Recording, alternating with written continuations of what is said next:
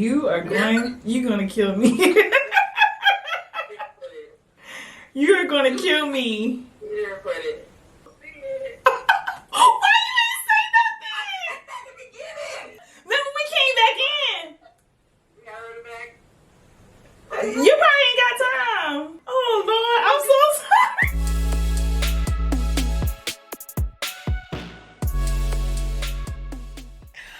Oh my God. All right, y'all. We're back with another episode. So apparently y'all like to see y'all want to see the visuals. So here we go. A lot of times I ran into the issue where it wasn't possible for me to work a normal or usual 9 to 5. You don't have the flexibility to pursue acting or writing or directing or whatever creative space you're trying to tackle. I struggled with trying to find balance in finding work that would allow me the freedom to accomplish my goals, but not have to worry about paying my bills. So on this episode of A Brighter Bree, we get to speak to actor, writer, producer, and also massage therapist Meggie Chérilus. She talks about her path as a creative and how she was able to pursue her acting career and what types of jobs she worked while on her journey. I gotta laugh to keep from crying. Oh my God. I'm It's sorry, okay. girl. I love to talk about myself, so it's fine. Yes. So, Do your whole intro. Yeah. Sorry. And guys, thank you for tuning in again to A Brighter Bree Podcast. The reason why we are laughing, I'm going to go ahead and keep it real with my audience. go ahead and keep it real. We are keeping it real because we just did a whole interview. We It was did. a chef's kiss. It was Chef's so kiss. beautiful. It was. My guest, Miss Beautiful Meggie Chérilus. Y'all give it up for her. Hello, world. Again. Hello. Even though you... They don't need to know that part, but welcome. Go ahead. Hi, thank you I'ma for keep it having real. me on A Brighter Bree. My name is Meggie Chérilus, actor, writer, producer, and massage therapist. Yes. So, Maggie, as if I'm talking to you for the first time. Hey, girl, what's up? Talk to me. So, do you remember how we met? I think I remember a little now. Vaguely, let me think back. It's coming to me in a vision. No, me and Bree met on set of a very independent, micro budget project where we was jazzercisers, and we was over here 5 and 6 and 7 and 8 and get them sit-ups right and tuck them tutty tight and do your crunches like this. It was not Workout Plan by Kanye. It wasn't that. Guys, no. It We was wish. Yeah, right. That would have been a great track. Hello. Anyways, that was before all the new agreements and stuff. Yeah. But yeah. yeah. In a Anywho. minute. Yeah. But that's how we met. We met, and we just been, we've been interacting with each other at any random event since. And the last time I seen you was at ABFF. And that's when you told me about your podcast. And that's when I was like, yeah, girl, put me in. I'm down. So that's how we met. Yes. And I have loved that energy ever since. Because even when we met that day, I was like, she just feels so familiar to me. Like, I thought, that's what I said to you. I was like, have we met before? You were like, no, girl, I don't think so. Like, girl, you just seem like a distant cousin. You know what I'm saying? We already got braids looking alike right now. Right. So Cute. you just felt so familiar to me, and I was just like, okay, I need that energy in my life. And and Absolutely. even though we haven't been consistent in like keeping in touch, like all the random meetups, it's always good vibes, good energy. Always love, and I appreciate and we're social that. media friends. Yes, we can say that we are social media friends. Yeah. Some people just follow, but no, we're like, no, we comment, go get it, girl. we interact. Yeah, exactly. Engagement. The engagement is up between us, boo. Hello. Okay. Yeah, you're not on my least interacted list at right, all. Right. But I want to ask you, so did you always know you wanted to do acting, Meggie? Yes, I did. I am the child of a DJ and a nurse. And the nurse is a camera movie lover. Okay, so my mom is a nurse. My dad is an electrical engineer. But growing up in Canada, I'm Canadian, by the way. Also. Yeah, Yeah, I we was born in Canada. Haitian yeah. parents, born in Canada. My father was a DJ. His DJ name was Pee Wee Disco, and my mom. Let's just call it what it is. My mom was a groupie. You For know, her daughter, or for her no, husband. for my daddy. My mama was a groupie for Pee Wee Disco. Okay, so how did I get acting? So being that my father was very much, in the scene, and my mom was, she was very supportive of him. My mom would just have me and my brothers always in something of the was in a The church arts. program, Mm-hmm. something of the arts, right? Especially me, I'm the only girl, so she was going to have her little princess on stage being beautiful, and that's one of her favorite things to do, is just see me being pretty. So she would always have a camera in my face, and I dub her the original selfie queen, because with the VHS camera, she would turn that bad boy around and then get a shot of her, make sure everybody saw who was behind the camera. Hold on, was she Kris So Jenner? Look, what's that? The thank you next yes, video? sweetie, you're doing wonderful, sweetheart. That was my mom. That was my mom. Okay. So so growing up in elementary school, I was in morning announcements, I was in church programs, I was a master of ceremony, I was in a magnet program for the theater at Northern Middle under the supervision of Tanisha Seidel. She is my favorite drama teacher to this day, so shout out to her.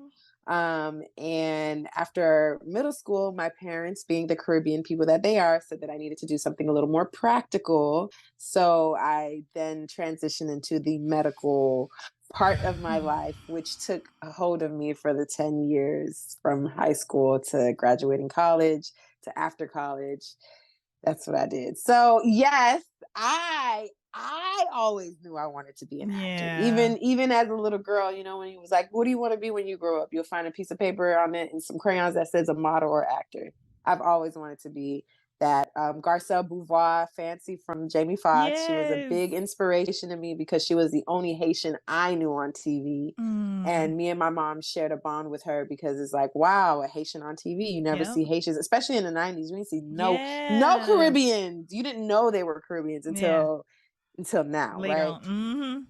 So I always knew I wanted to be an actor, because I was always in it. I was always in the thick of it. And even when I was in school doing my whole medical thing, I've always been an actor. I've always performed. I was always doing some kind of community theater, some kind of elective for non-majors, acting for non-majors. I was an angry vagina in the vagina monologues in college. Shout out to the vagina monologues, because we all okay.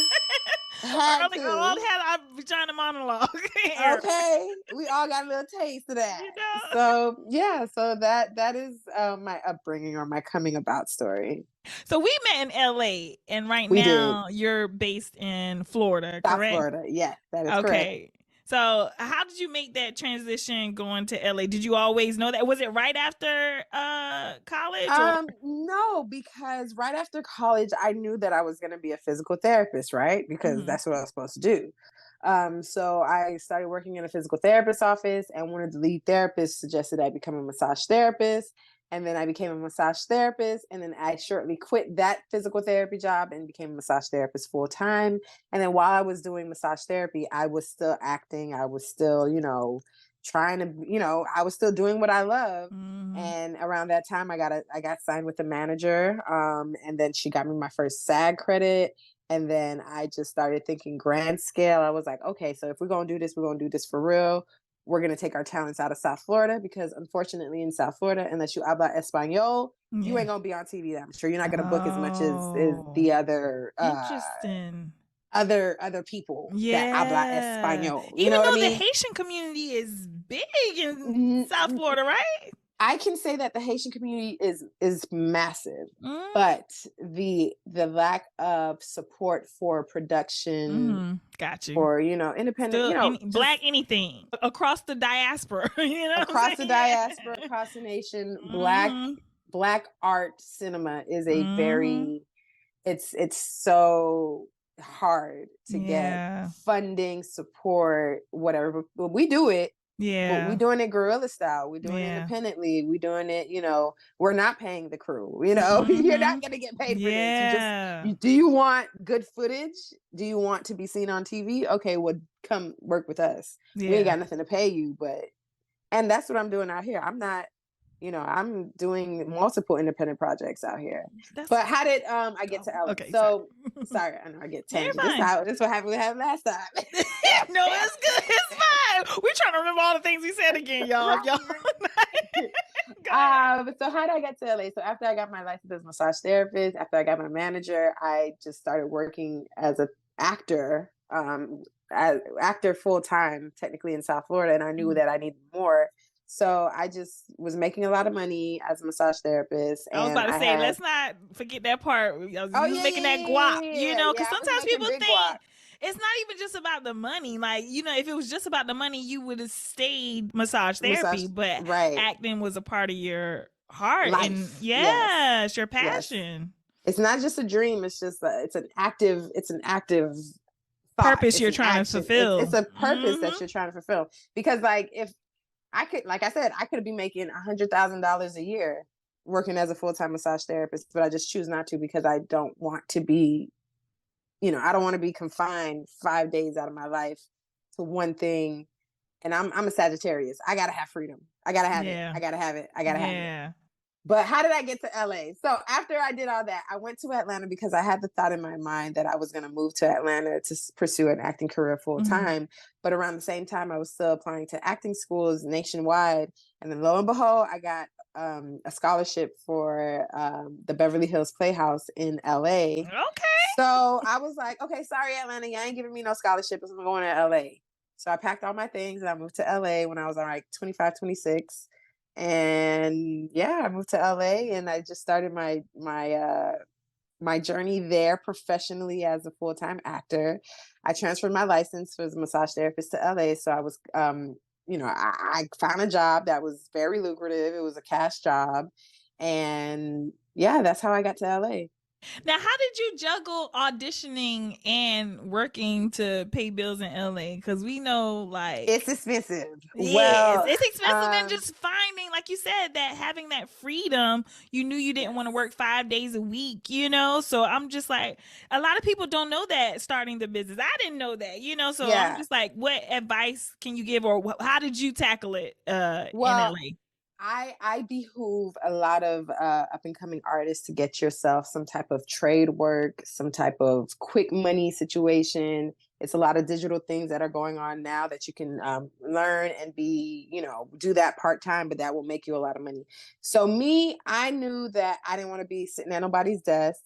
I knew that I didn't necessarily want to be behind the scenes of a production because it's just going to make me feel like I'm supposed to be there. So we could talk about PA work too, because I've done it and I hated it and it killed me inside. Because some people are like, "Oh, you're just supposed to be happy that you're in the room with the people." No, I want to be on camera and watching y'all having these dress rehearsals and going to hair and makeup while I'm over here in all blacks. It makes me sick. Like, I don't want to be here. I'm gonna live NDA life right now because I'm still in it. But go ahead. So I knew that with my trade as a massage therapist, I can make a lot of money. So that's what I did. I found me a job. It was not necessarily the most, it wasn't the most glamorous job. I found a job at a casino, rubbing backs to people while they was playing poker. And it was very lucrative and very profitable. And it was a cash-based job. And maybe I did or did not file it on my taxes. Who knows? You just let me know if you need me to edit that out. No. So file a tax first. IRS, don't listen, IRS. Right. Now, when you see rubbing backs, it's just like the people who playing like the poker. People who are playing cards and poker or whatever, there's girls. If you go to the casino, you might see them, but there's girls with pillows walking around. I thought they would be with them or something. Nah, you just girls walking around. And it helped that I was the only Black girl there. So, Well, I guess it did help. Because I was the only Black girl there. Yeah. They wanted the chocolate one. They always wanted the chocolate one. You got those fetishizers, other Black people sometimes too as well, I'm assuming. But, shout out to the fetishizers because they paid rent. And that's why I be knocking. Listen, I don't knock. I love it. Keep it real.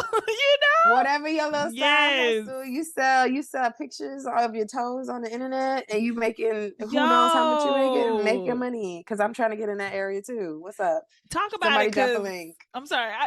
A couple people just during that COVID time. era, yes, like people that I would not expect. They were like, you can, sell and nobody knows you. I'm like, I got too many beauty marks and moles. You going, that's Bree right there. So this seems like a good time as any to park and lock this conversation, right? Come back next week for part 2 of the interview with Meggie Chérilus. In the meantime, Meggie and I will be setting up our OnlyFans accounts. Just kidding, guys. Seriously though, thank you so much for tuning in and listening to A Brighter Bree Podcast. Until then, don't let nobody dim your light, alright?